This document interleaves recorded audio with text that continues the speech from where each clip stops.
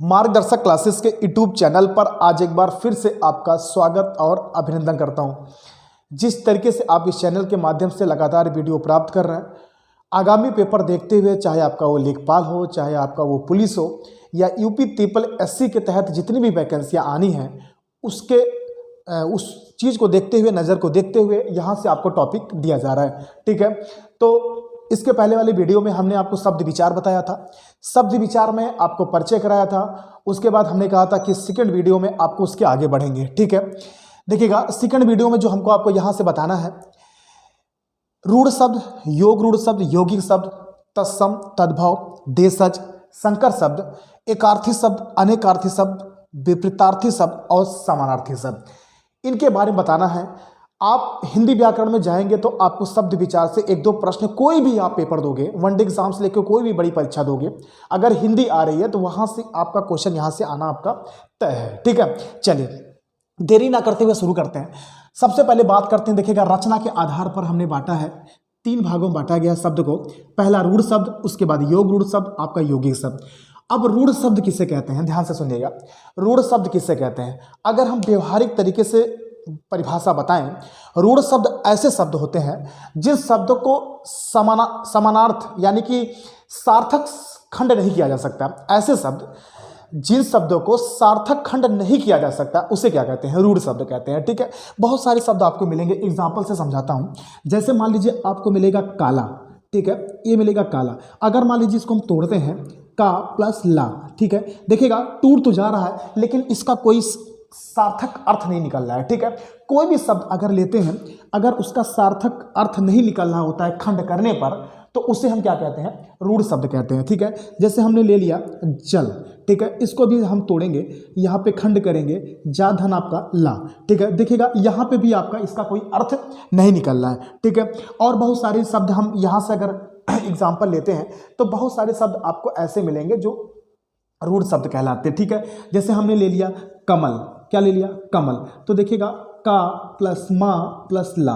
ठीक है, यानी कि ऐसे जो छोटे छोटे शब्द आपको बहुत सारे शब्द ऐसे मिलेंगे, तोड़ने पर यानी इनका खंड करने पर कोई सार्थक अर्थ नहीं निकलता है, उसे हम क्या कहते हैं, उसे हम कहते हैं रूढ़ शब्द कहते हैं। ठीक है, बहुत सारे शब्द आपको यहाँ से मिलेंगे। ठीक है, तो आप एक शब्द में परिभाषा समझ लीजिएगा कि ऐसे शब्द, सार्थक शब्द जिसका खंड नहीं किया जा सकता, उसे क्या कहते हैं, आपके रूढ़ शब्द कहते हैं। देखिएगा आगे चलते हैं, योग रूढ़ किसे कहते हैं। देखिएगा योग रूढ़ कैसे कहते हैं, योग रूढ़ भी एग्जाम में कई बार पूछा गया है।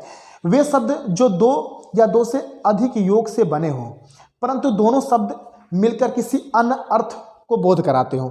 यानी कि कहने का मतलब, या 2 या 2 से अधिक शब्द से मिलकर तो बनते ही हैं, लेकिन इन शब्दों का कोई एक क्या होता है, विशेष अर्थ प्रकट करता है। ठीक है, यानी अगर कहने का मतलब, एक एग्जाम्पल और इसको समझते हैं एक तरीके से, यानी जितने भी आपके बहुब्री समास के लगभग उदाहरण होते हैं, वो क्या होते हैं, आपके योग रूढ़ शब्द होते हैं। ठीक है, यानी कि 2 शब्दों से मिलकर बनता तो है ही, किसमें, योग रूढ़ में, लेकिन इनका कोई एक विशेष अर्थ होता है। ठीक है, चलिए इसको समझाते हैं।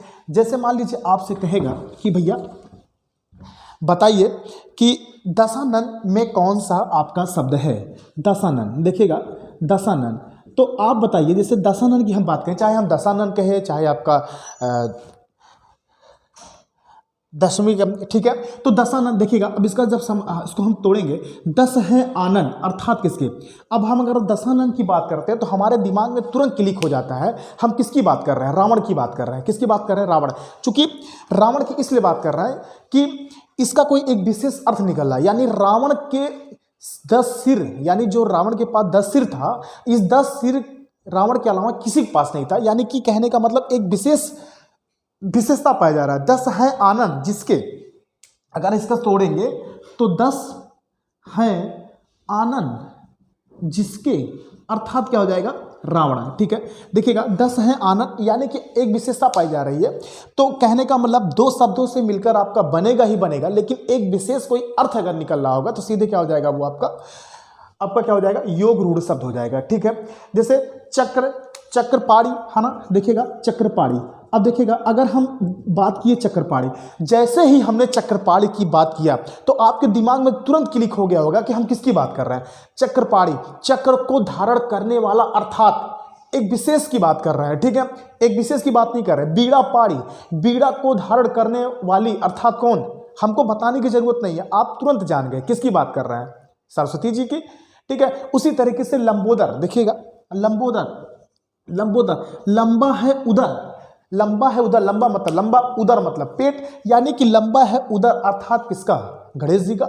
यानी कि कुछ ऐसे शब्द आपको मिलेंगे जिनका दो शब्द से मिलकर तो बनता ही, लेकिन बोध कराता है, लेकिन उनका एक विशेष अर्थ अगर निकलता है तो उसे क्या कहते हैं, हम योग रूढ़ कहते हैं, ठीक है। तो दो या दो से अधिक योग से बनता है, परंतु उनके दोनों मिलकर एक अर्थ बोध कराता है, उसे क्या कहते हैं भैया, योग रूढ़ कहते हैं, ठीक है। बहुत सारे एग्जाम्पल आपको यहाँ से योग रूढ़ से आपको मिल जाएंगे।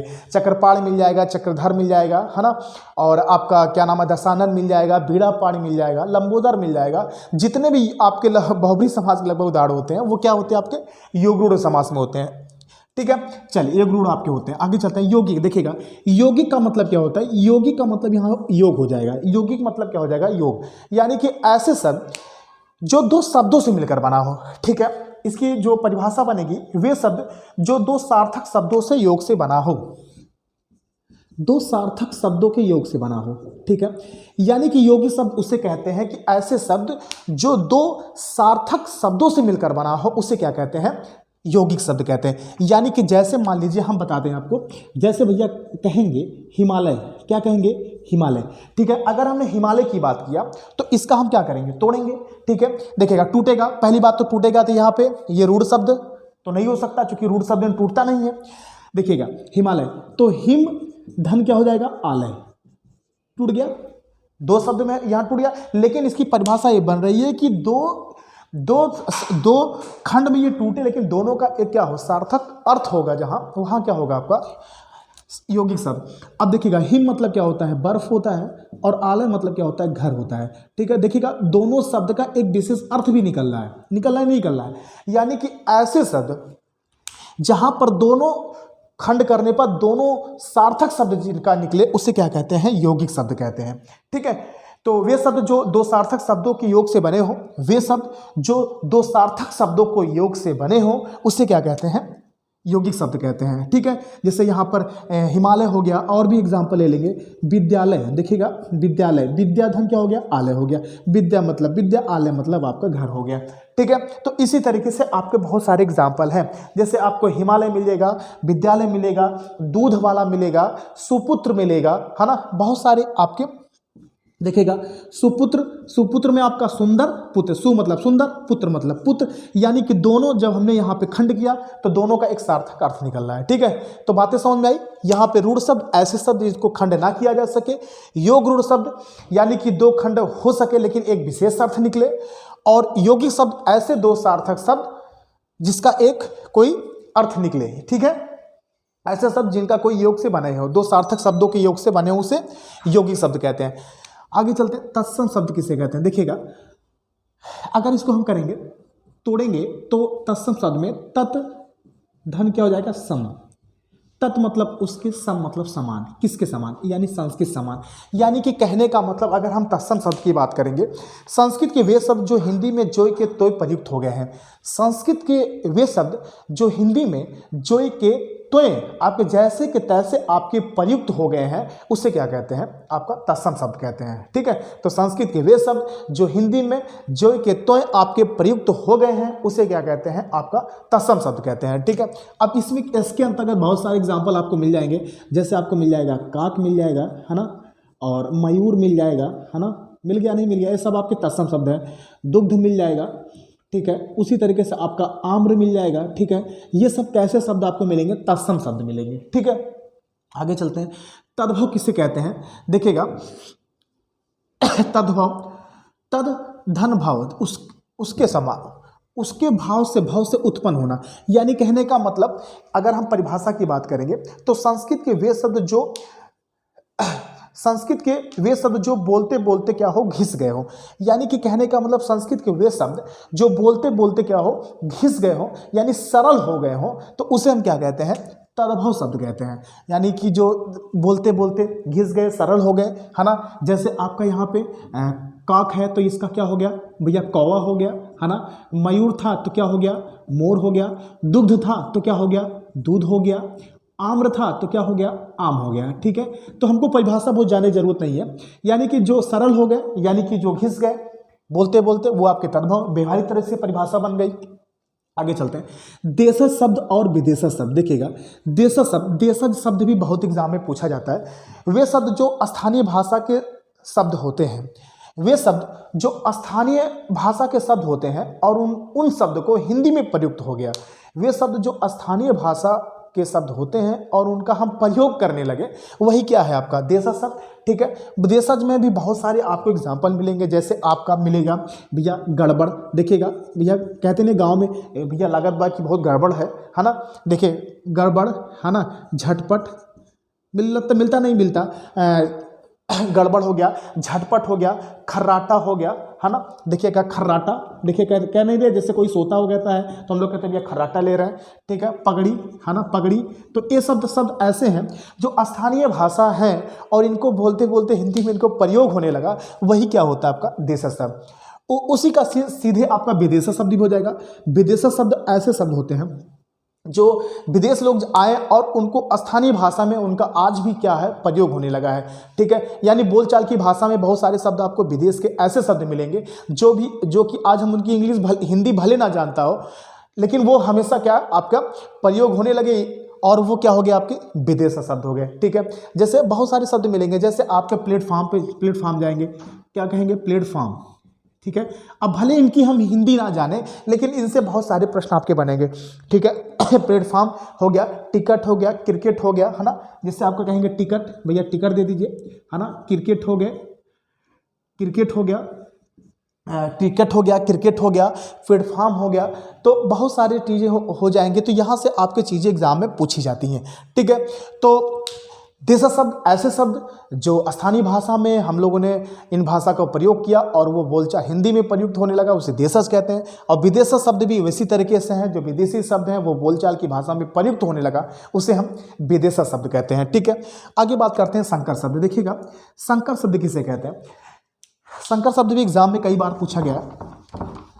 संकर शब्द ऐसे शब्द होते हैं जिन दो भाषाओं से मिलकर बना हो। ऐसे शब्द जो दो भाषाओं से मिलकर बना हो, उसे क्या कहते हैं, संकर शब्द कहते हैं। ठीक है, लेकिन कैसे जानेंगे। जैसे आपसे एग्जाम पूछेगा भैया छत्र छाया में कौन सा शब्द है, छत्र छाया में कौन सा शब्द है, तो आप क्या कहोगे। जब इसको हम तोड़ेंगे तो क्या बनेगा, छत्र धन क्या हो जाएगा, छाया हो जाएगा। छत्र कैसा शब्द है, संस्कृत शब्द है। कैसा शब्द है, संस्कृत शब्द है। और छाया कैसा शब्द है, ये हिंदी शब्द है। ठीक है, देखिएगा दो भाषा मिल गई, नहीं मिल गई। एक छत्र छाया, छत्र आपका संस्कृत शब्द हो गया, छाया आपका हिंदी शब्द हो गया। इसी तरीके से ये क्या हो गया आपका संकर शब्द। और भी जैसे एग्जांपल लेते हैं, जैसे आपसे पूछेगा भैया डबल रोटी, क्या पूछेगा, डबल रोटी। अब कै रोटी, डबल रोटी। अब देखिएगा डबल रोटी की हम बात करेंगे तो डबल कैसा शब्द है, अंग्रेजी शब्द है। डबल कैसा शब्द है, अंग्रेजी शब्द है। रोटी कैसी शब्द है, हिंदी शब्द है। मिला नहीं मिला है। तो बहुत सारे शब्द ऐसे एग्जाम्पल मिलेंगे जहां पर आपको लगेगा कि दो भाषाओं से मिलकर कोई शब्द बन रहा हो, तो वो क्या हो जाएगा आपका संकर शब्द हो जाएगा। अगर और भी बात करेंगे तो ले लेते हैं रेलगाड़ी, है ना, रेलगाड़ी। ठीक है, देखिएगा रेल आपका कैसा शब्द है, अंग्रेजी शब्द है। और गाड़ी कैसा शब्द है आपका, हिंदी शब्द है। दो भाषाओं से मिलकर बना शब्द क्या होता है, संकर शब्द होता है। ठीक है, आगे बात करते हैं एकार्थी शब्द। देखिएगा एकार्थी शब्द का मतलब क्या होता है, जिसके एक अर्थ हो, क्या हो, एक अर्थ। अनेक शब्दों के लिए एक अर्थ हो। ठीक है, उसे क्या कहते हैं, अनेकार्थी शब्द कहते हैं। ये अनेकार्थी से भी बहुत सारे प्रश्न आपके एग्जाम में बनते हैं।